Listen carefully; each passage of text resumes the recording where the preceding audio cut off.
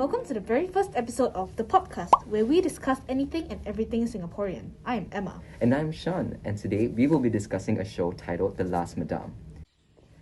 The Last Madame is a story that intertwines the past and the present through the story of Chi Ling and her great-grandmother Feng Lan. The show begins with Chi Ling returning to Singapore in 2019 to settle her inheritance.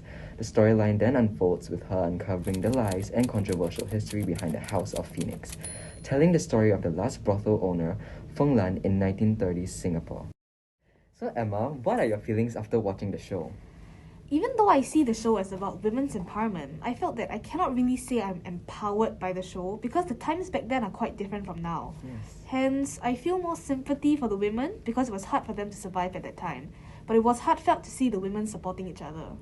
Yes, it really depicted the hardships women had to endure in a time when they were oppressed by society, highlighting the very importance of gender equality. So this made the watching experience for me a lot more meaningful, as I did not expect a 12-episode drama to bring to fore such an overlooked issue.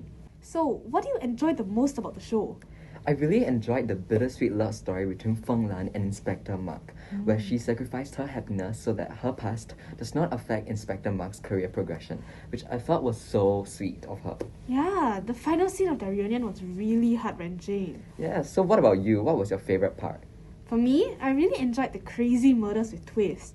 They may have been slightly predictable, where I was able to suspect who committed the murders, but I was still interested to find out why they did it. Yes, to an extent, the murders were really needed to keep audiences like us invested in the show. Yeah. Do you have any thoughts about the storyline itself? Yes, so even though I enjoyed the chemistry between Feng Lan and Inspector Mark, The Last Madame is more than just a love story. So the present timeline taught us not to disregard our history, while Feng Lan's story was centered around protecting the safety of the girls who were under her care, empowering women and highlighting the importance of gender equality. So both storylines had educational value, and I really appreciated that. Definitely. Although I did find the past timeline a lot more interesting than the present. I felt that the storyline of the past could stand on its own without the incorporation of the present. Yes. But I do see the value of the present timeline. It made the story slightly more relatable to Singaporeans. Yes, I completely agree. It also allowed watchers to take a short mental break from all the drama that was happening in Feng Lan's storyline. Yeah. So, who was your favourite character? Obviously, Feng Lan, she was so powerful and strong. Her character story was outstanding. I really enjoyed the backstory where she had to run away from home to avoid marriage, fell in love, lost everything she had, and had to build her way up from nothing. Contradictory to widespread belief, I really enjoyed watching Joanne Pei's performance. I did not cringe at all, which is something new. She had a strong and bold presence, which was really captivating. Oh, I love Feng Lan too. But my favourite character is actually Lo Se.